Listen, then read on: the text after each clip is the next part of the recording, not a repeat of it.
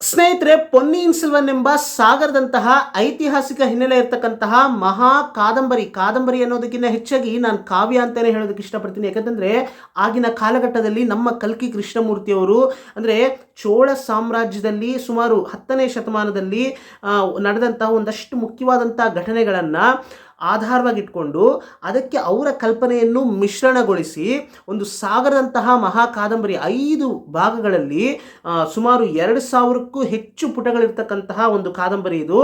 ಅಂದರೆ ನೀವು ಓದೋದಕ್ಕೆ ಶುರು ಮಾಡಿದ್ರೆ, ನನಗಂತೂ ಅಂದರೆ ಪ್ರತಿಯೊಬ್ಬರಿಗೂ ಕೂಡ ಓದೋದಕ್ಕೆ ಶುರು ಮಾಡಿದ್ರೆ ಪುಸ್ತಕವನ್ನು ಕೆಳಗಿಡೋದಕ್ಕೆ ಮನಸ್ಸು ಬರೋದಿಲ್ಲ. ಮುಂದೇನಾಗುತ್ತೆ ಅಂತ ಅಷ್ಟು ಕ್ಯೂರಿಯಾಸಿಟಿಯಾಗಿ, ಅಂದರೆ ಕುತೂಹಲ, ಅಂದರೆ ಅಷ್ಟು ಕುತೂಹಲವಾಗಿರುತ್ತೆ. ಒಂದೊಂದು ಅಧ್ಯಾಯವನ್ನು ಓದಬೇಕಾದ್ರೆ ಅಷ್ಟು ಕುತೂಹಲವಾಗಿ ಕಥೆಯನ್ನು ಅವರು ಎಕ್ಸ್ಪ್ಲೈನ್ ಮಾಡ್ಕೊಂಡು ತೊಗೊಂಡೋಗಿರ್ತಾರೆ. ಮತ್ತು ಈ ಕಥೆಯನ್ನು ಕೇಳಬೇಕಾದ್ರೆ, ಅಥವಾ ನಾನು ಹೇಳ್ತಾ ಇರೋದು ಕಥೆಯನ್ನು ಓದಿ ಮತ್ತಿತರರಿಗೆ ಹೇಳ್ತಾರಲ್ವ ಓದಿರೋರು, ಆ ಕಥೆಯನ್ನು ಕೇಳಬೇಕಾದ್ರೂ ಕೂಡ ಅಷ್ಟೇ ಸ್ವಾರಸ್ಯವಾಗಿರುತ್ತೆ. ಯಾಕಂತಂದರೆ ಅಷ್ಟು ಅದ್ಭುತವಾಗಿದೆ ಈ ಕಥೆಯನ್ನು, ಅಂದರೆ ಈ ಕಥೆಯಲ್ಲಿ ಬರುವಂಥ ಟ್ವಿಸ್ಟ್ ಆ್ಯಂಡ್ ಟರ್ನ್ಸು ಅಷ್ಟು ಅದ್ಭುತವಾಗಿರುತ್ತೆ. ಸೊ ಹಾಗಾಗಿನೇ ಈ ಕಥೆಯನ್ನು ಹೇಗಾದರೂ ಮಾಡಿ ಕನ್ನಡಿಗರಿಗೂ ಕೂಡ ತಲುಪಿಸ್ಬೇಕು ಅನ್ನೋ ಒಂದು ಉದ್ದೇಶದಿಂದ ಇದೇ ಯೂಟ್ಯೂಬ್ ಚಾನಲ್ನಲ್ಲಿ ನಾನು ಈ ಒಂದು ಅತ್ಯದ್ಭುತವಾದಂತಹ ಐತಿಹಾಸಿಕ ಹಿನ್ನೆಲೆ ಇರತಕ್ಕಂಥ ಕಾದಂಬರಿಯನ್ನು ಎಪಿಸೋಡ್ಗಳ ಮುಖಾಂತರ ನಾನು ಒಂದು ರೀತಿ ಪಾಡ್ಕಾಸ್ಟ್ ಥರ ನಾನು ಅಪ್ಲೋಡ್ ಮಾಡಿದ್ದೇನೆ. ಪೊನ್ನಿಯಿನ್ ಸೆಲ್ವನ್ನ ಎಲ್ಲ ಎಪಿಸೋಡ್ಗಳನ್ನು ಒಂದೇ ಪ್ಲೇಲಿಸ್ಟ್ನಲ್ಲಿ ಆ್ಯಡ್ ಮಾಡಿ ಆ ಒಂದು ಪ್ಲೇಲಿಸ್ಟ್ ಲಿಂಕನ್ನು ಇದೇ ವಿಡಿಯೋ ಡಿಸ್ಕ್ರಿಪ್ಷನಲ್ಲಿ ಕೊಡಲಾಗಿದೆ. ಒಂದು ವೇಳೆ ಇನ್ನೂ ಯಾರಾದರೂ ಕನ್ನಡಿಗರಲ್ಲಿ ಯಾರಾದರೂ ಆ ಒಂದು ಕಥೆಯನ್ನು ಕೇಳೋದಕ್ಕೆ ಶುರು ಮಾಡಿಲ್ಲ ಅಂತಂದರೆ ದಯವಿಟ್ಟು ಮೊದಲನೇ ಎಪಿಸೋಡಿಂದ ನೀವು ಕೇಳ್ಕೊತಾ, ಅಂದರೆ ನಿಮಗೆ ಸಮಯ ಸಿಕ್ತಾಗ ನೀವು ನಿಧಾನಕ್ಕೆ ಒಂದೊಂದು ಎಪಿಸೋಡು ಕೇಳ್ತಾ ಹೋಗಿ ಆಮೇಲೆ ನೋಡಿ, ಅಂದರೆ ಅದರ ಅನುಭವ ಹೇಗಿತ್ತು ಅನ್ನೋದನ್ನು ನೀವು ಕಮೆಂಟ್ ಸೆಕ್ಷನಲ್ಲಿ ತಿಳಿಸ್ಬೋದು ಸ್ನೇಹಿತರೆ. ಈಗ ನಾನು ವಿಷಯಕ್ಕೆ ಬರ್ತೀನಿ.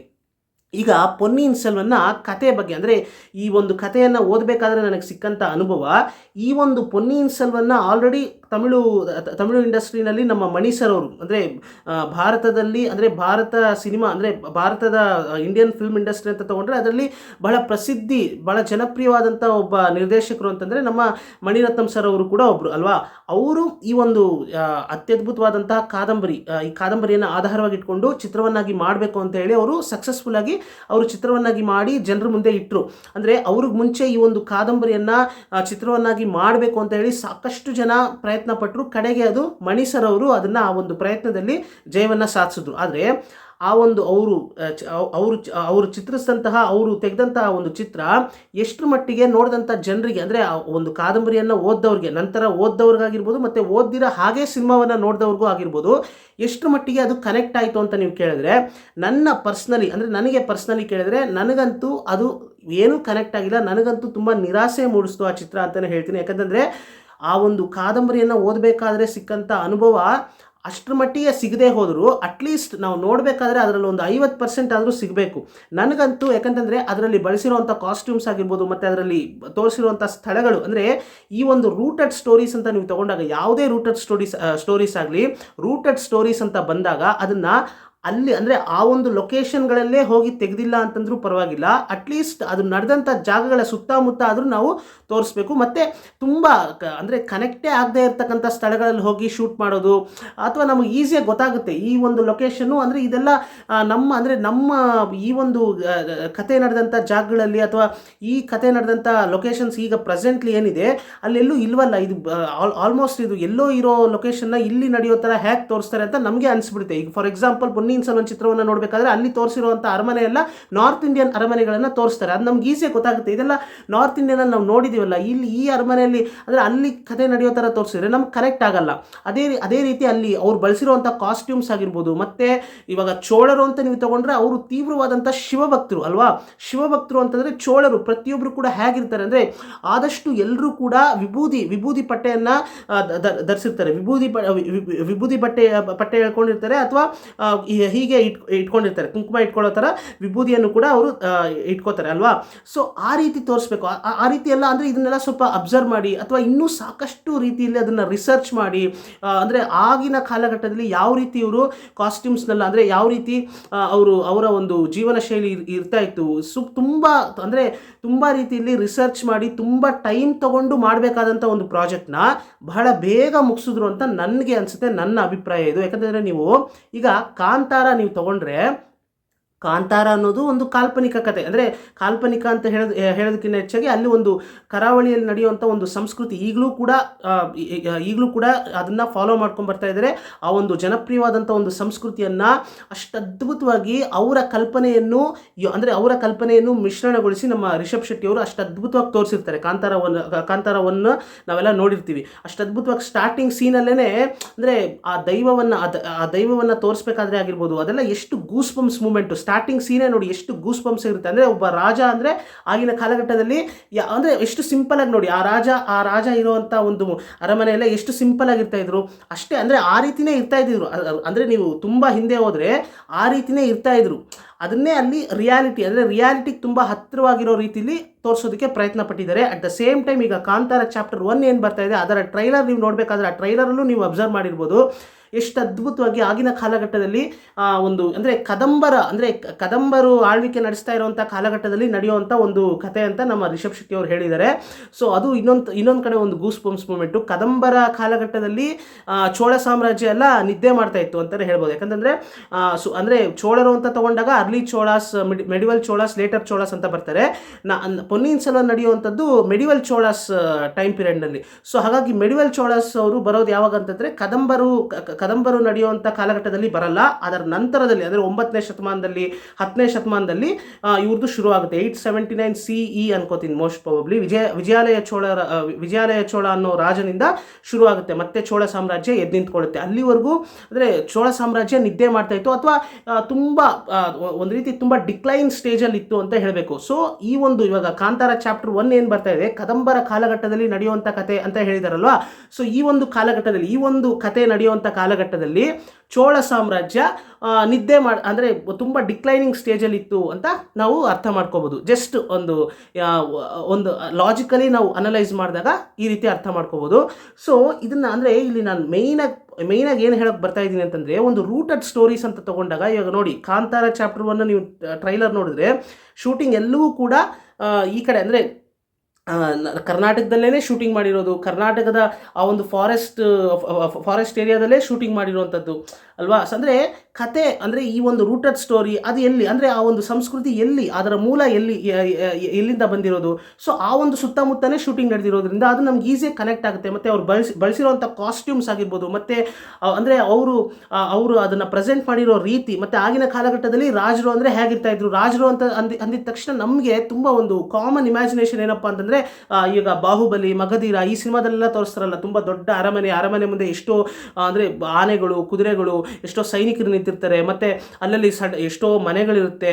ಹೀಗೆ ಅಂದರೆ ಈ ರೀತಿಯಾದಂಥ ಒಂದು ಇಮ್ಯಾಜಿನೇಷನ್ ಬರುತ್ತೆ. ಬಟ್ ಖಂಡಿತ ಆ ಒಂದು ಕಾಲಘಟ್ಟದಲ್ಲಿ ಈಗ ನೀವು ಕದಂಬರಾಗಿರ್ಬೋದು, ಚೋಳರಾಗಿರ್ಬೋದು, ಪಾಂಡ್ಯರಾಗಿರ್ಬೋದು, ಚೇರರಾಗಿರ್ಬೋದು, ಈ ಒಂದು ಕಾಲಘಟ್ಟದಲ್ಲೆಲ್ಲ ನೀವು ನೋಡಿದ್ರೆ, ಹೊಯ್ಸಳರಾಗಿರ್ಬೋದು, ಈ ಒಂದು ಕಾಲಘಟ್ಟದಲ್ಲಿ ನೀವು ಅವರು ದೊಡ್ಡ ಅರಮನೆ ಅಂದರೆ ಬಾಹುಬಲಿಯಲ್ಲಿ ತೋರಿಸೋ ಥರ ದೊಡ್ಡ ಅರಮನೆ, ತುಂಬ ದೊಡ್ಡ ಪ್ಯಾಲೇಸ್ ಥರ ಎಲ್ಲ ಆ ರೀತಿ ಎಲ್ಲ ಇರಲಿಲ್ಲ. ಅಂದರೆ ನೀವು ರಿಯಾಲಿಟಿ ಅಂತ ತೊಗೊಂಡ್ರೆ ಅಷ್ಟರ ಮಟ್ಟಿಗೆ ಅಷ್ಟು ಲಕ್ಸುರಿಯಸ್ ಆ ಥರ ಎಲ್ಲ ಇರಲಿಲ್ಲ. ನೀವು ಈ ಥರನೇ ಅಂದರೆ ತುಂಬ ಒಂದು ಮೀಡಿಯಮ್ ಲೆವೆಲಾಗಿ ಇರ್ತಾಯಿದ್ರು. ಬಟ್ ಕೆಲವು ರಾಜರುಗಳನ್ನು ನೀವು ತೊಗೊಂಡ್ರೆ ಕೆಲವು ಸಬಾರ್ಡಿನೇಟ್ಸ್ ಅಂತಾರಲ್ಲ, ಅಂದರೆ ಸಾಮಂತರು ಅಂತ ಬರ್ತಾರಲ್ಲ, ಆ ಥರ ರಾಜರುಗಳನ್ನೆಲ್ಲ ನೀವು ತಗೊಂಡ್ರೆ ಕೆಲವರೆಲ್ಲ ಗುಹೆಗಳ ಒಳಗಡೆನೆ ಅವರು ಇರ್ತಾ ಇದ್ರು. ಅಂದರೆ ಅಲ್ಲೇ ಅವರು ಆಳ್ವಿಕೆ ನಡೆಸೋ ಥರ ಇರ್ತಾ ಇತ್ತು. ಸೊ ಈ ರೀತಿ ಎಲ್ಲ ಇರುತ್ತೆ. ಸೊ ಅಂದರೆ ಇಲ್ಲಿ ನಾನು ಏನು ಹೇಳೋಕ್ಕೆ ಬರ್ತಾ ಇದ್ದೀನಿ ಅಂತಂದರೆ, ರಾಜರು ಅಂತಂದರೆ ದೊಡ್ಡ ಅರಮನೆ, ಆಳು ಕಾಳು ಈ ಥರ ಅಂದರೆ ತುಂಬ ಎಕ್ಸಾಗರೇಟ್ ಮಾಡಿ ತೋರಿಸ್ತಾರಲ್ಲ, ಆ ರೀತಿ ಇರಲಿಲ್ಲ. ಅದರಲ್ಲೊಂದು ಮೀಡಿಯಮ್ ಲೆವೆಲಲ್ಲಿ ಇರ್ತಾಯಿದ್ರು, ಅವರು ಭಾಳ ಸಿಂಪಲಾಗಿ ಇರ್ತಾಯಿದ್ರು ಅನ್ನೋದನ್ನ ಇಲ್ಲಿ ನಾವು ಅರ್ಥ ಮಾಡ್ಕೋಬೇಕು. ಅದರಲ್ಲೂ ನೀವು ಚೋಳರು, ಪಾಂಡ್ಯರು ಅಂತ ನೀವು ತೊಗೊಂಡ್ರೆ, ಚೋಳರು ಕಾಲಘಟ್ಟದಲ್ಲೂ ಪ್ಯಾಲೇಸ್ ಇತ್ತು, ರಾಜೇಂದ್ರ ಚೋಳ ಅವ್ರಿಗೆ ಪ್ಯಾಲೇಸ್ ಇತ್ತು ಅಂತ ಹೇಳ್ತಾರೆ. ಬಟ್ ನಮ್ಗೆ ಇದುವರೆಗೂ ಕೂಡ ಅವರು ಪ್ಯಾಲೇಸಲ್ಲಿ ಇದ್ದರು ಅನ್ನೋದಕ್ಕೆ ಯಾವುದೇ ರೀತಿಯಾದಂಥ ಸಾಕ್ಷಿಗಳು, ಪುರಾವೆಗಳು ನಮಗೆ ಸಿಕ್ಕಲಿಲ್ಲ. ರಾಜೇಂದ್ರ ಚೋಳ ಅವ್ರ ಬಗ್ಗೆ ಅವರು ಒಂದು ಇಲ್ಲೊಂದು ಪ್ಯಾಲೇಸ್ ಇತ್ತು, ಪ್ಯಾಲೇಸ್ ಆ ಒಂದು ಪ್ಯಾಲೇಸ್ನ ಅವಶೇಷಗಳಿದೆ ಅಂತ ಕೆಲವರು ಹೇಳ್ತಾರೆ. ಅದಕ್ಕೆ ಪ್ರೂಫ್ ಕೂಡ ಇದೆ ಅಂತ ಹೇಳ್ತಾರೆ. ಬಟ್ ಎಷ್ಟು ಮಟ್ಟಿಗೆ ಅಂದರೆ ಎಲ್ಲ ಚೋಳ ರಾಜರು ಕೂಡ ಪ್ಯಾಲೇಸಲ್ಲಿ ಇದ್ರ ಅಂತ ಕೇಳಿದ್ರೆ ಅದರಲ್ಲಿ ಕೆಲವು ಅಂದರೆ ನಾವು ಅಷ್ಟು ಅಕ್ಯುರೇಟಾಗಿ ಹೇಳೋದಕ್ಕೆ ಸಾಧ್ಯ ಇಲ್ಲ. ಬಿಕಾಸ್ ನೀವು ಯೋಚನೆ ಮಾಡಿ ನೋಡಿ, ಕದಂಬರಾಗಿರ್ಬೋದು, ಹೊಯ್ಸಳರಾಗಿರ್ಬೋದು, ಇವ್ರದ್ದು ಪ್ಯಾಲೇಸ್ ಅಂತ ನೀವು ತೊಗೊಂಡ್ರೆ ಪ್ಯಾಲೇಸ್ ಅಂತ ನಾವು ಎಲ್ಲೂ ಕೇಳೋದೇ ಇಲ್ಲ. ಹೊಯ್ಸಳರು ಇವಾಗ ಮೈಸೂರು ಅರಮನೆ ಅಂದರೆ ಮೈಸೂರು ರಾಜರು ಅರಮನೆಯಲ್ಲಿ ಇದ್ರು ಅಂತ ನಮಗೆ ಗೊತ್ತು, ಅರಮನೆ ಇದೆ ಈಗ. ಆದರೆ ಅರಮನೆಯಲ್ಲಿ ಇದ್ದರು ಅನ್ನೋದಕ್ಕೆ ಯಾವುದೇ ರೀತಿಯಾದಂಥ ನಮಗೆ ಇದುವರೆಗೂ ನಾವು ಕೇಳ್ಪಟ್ಟಿಲ್ಲ ಅಲ್ವಾ. ಸೊ ಹೀಗೆ ಅನಲೈಸ್ ಮಾಡಿದಾಗ ಅಂದರೆ ಆಗಿನ ಕಾಲಘಟ್ಟದಲ್ಲಿ ಭಾಳ ಸಿಂಪಲ್ಲಾಗಿ ಅವರು ಇದ್ದಿರ್ಬೋದು ಅನ್ನೋದು ನನ್ನ ಅಭಿಪ್ರಾಯ, ನನ್ನ ಒಂದು ಅನಾಲಿಸಿಸ್ ಮೇಲೆ ಹೇಳ್ತಾ ಇರೋದಷ್ಟೇ ಇದು. ಯಾಕಂದರೆ ಇತಿಹಾಸದ ಬಗ್ಗೆ ನಾವು ಮಾತಾಡಬೇಕಾದ್ರೆ ಅಂದರೆ ನಾವು ಅಕ್ಯುರೇಟಾಗಿ ಇದನ್ನೇ ಅಂತ ನಾನಂತೂ ಹೇಳೋದಕ್ಕಾಗೋದಿಲ್ಲ, because I am not a historian. So ನನ್ನ ಅಭಿಪ್ರಾಯವನ್ನು ನಾನು ವ್ಯಕ್ತಪಡಿಸ್ತಾ ಇದ್ದೀನಿ ಅಷ್ಟೇ. ಸೊ ರೂಟೆಡ್ ಸ್ಟೋರೀಸ್ ಅಂತ ಹೇಳಬೇಕಾದ್ರೆ ನೋಡಿ, ಕಾಂತಾರ ಹೇಗೆ ಅವರು ಪ್ರೆಸೆಂಟ್ ಮಾಡೋದಕ್ಕೆ ಪ್ರಯತ್ನ ಮಾಡಿದ್ದಾರೆ ಅಂದರೆ ಆ ಒಂದು ಇವಾಗ ಶಿವನ ಒಂದು ಸಾಂಗನ್ನು ರಿಲೀಸ್ ಮಾಡಿದ್ದಾರೆ. ಆ ಶಿವಲಿಂಗವನ್ನು ಇಮೇಜಲ್ಲಿ ತೋರಿಸಿರ್ತಾರೆ. ಆ ಶಿವಲಿಂಗ ಇಮೇಜಲ್ಲಿ ಇರುತ್ತೆ. ಆ ಶಿವನ ಸಾಂಗನ್ನು ಕೇಳ್ತಾ ಇದ್ರೆ ಎಷ್ಟು ಅದ್ಭುತವಾಗಿರುತ್ತೆ ನೋಡಿ ಕೇಳ್ತಾ ಇದ್ರೆ. ಅದು ಆ ರೀತಿಯಾದಂಥ ಒಂದು ಎನ್ವಿರಾನ್ಮೆಂಟ್ ಇರಬೇಕು. ಈ ರೀತಿಯಾದಂಥ ಎನ್ವಿರಾನ್ಮೆಂಟ್ ಆ್ಯಕ್ಚುಲಿ ಪೊನ್ನಿಯಿನ್ ಸೆಲ್ವನ್ನಲ್ಲಿ ನಾನು ಎಕ್ಸ್ಪೆಕ್ಟ್ ಮಾಡಿದ್ದೆ. ಆ ರೀತಿಯೇ ಇತ್ತು ಆ್ಯಕ್ಚುಲಿ. ಆ ಪೊನ್ನಿಯಿನ್ ಸೆಲ್ವನ್ ಕಥೆಯನ್ನು ಓದಬೇಕಾದ್ರೆ ಅಷ್ಟು ಅಂದರೆ ಅದರಲ್ಲಿ ಶಿವಭಕ್ತರು ಅಂತಲೇ ಕೆಲವು ಕ್ಯಾರೆಕ್ಟರ್ಸ್ ಬರುತ್ತೆ. ತುಂಬ ತೀವ್ರವಾದಂಥ ಶಿವಭಕ್ತರು. ಅವರು ತುಂಬ ಅಂದರೆ ವಿಭೂದಿಯನ್ನು ಅಷ್ಟು ಯೂಸ್ ಮಾಡ್ತಾರೆ. ಈ ಥರ ತೋರಿಸ್ಬೇಕು.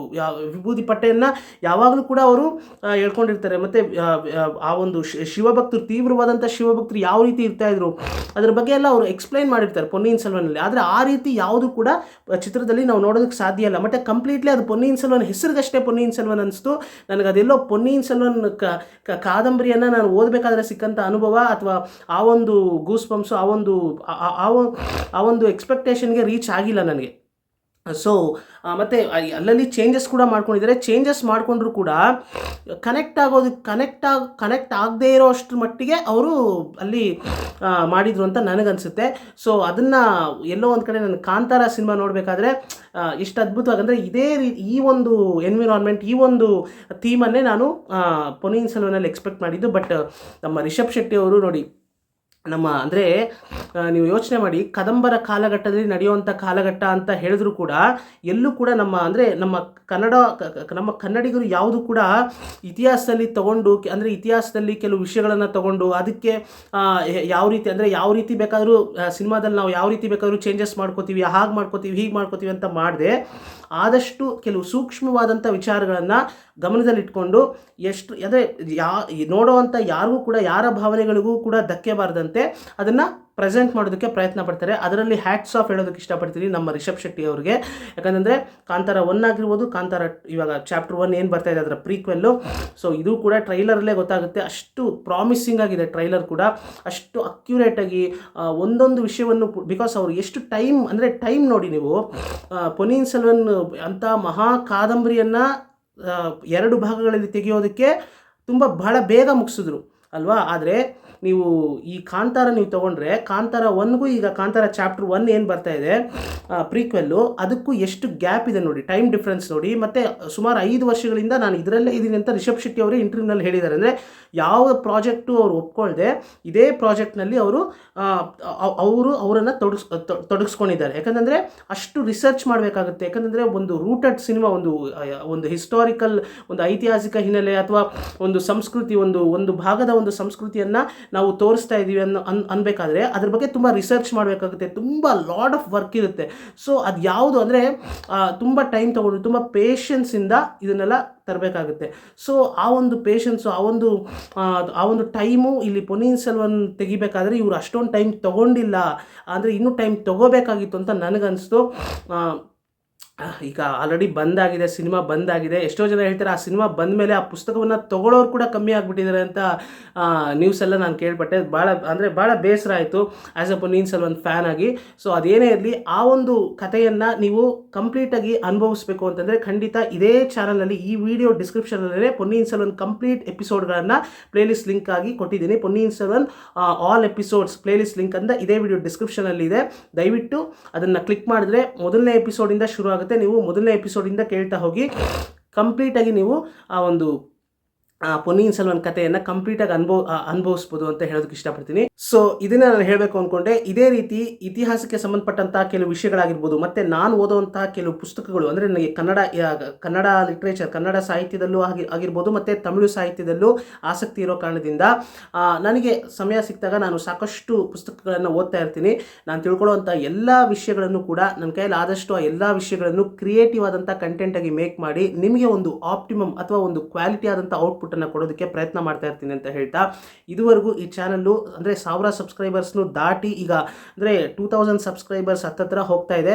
ಸೊ ಇದಕ್ಕೆ ನಿಮ್ಮ ಒಂದು ಸಪೋರ್ಟು ಮತ್ತು ನಿಮ್ಮ ಅಮೂಲ್ಯವಾದಂಥ ಸಮಯವನ್ನು ಕೊಟ್ಟು ನಾನು ಅಪ್ಲೋಡ್ ಮಾಡುವಂಥ ಎಲ್ಲ ವಿಡಿಯೋಗಳನ್ನು ಕೂಡ ನೀವು ನೋಡ್ತಾ ಬಂದಿದ್ದೀರಿ. ಸೊ ಹಾಗಾಗಿ ಎಲ್ಲ ಕನ್ನಡಿಗರಿಗೂ, ಎಲ್ಲ ತಮಿಳ್ ಆಡಿಯನ್ಸ್ಗೂ ನನ್ನ ಹೃತ್ಪೂರ್ವಕ ಧನ್ಯವಾದಗಳನ್ನು ಹೇಳೋದಕ್ಕೆ ಇಷ್ಟಪಡ್ತೀನಿ.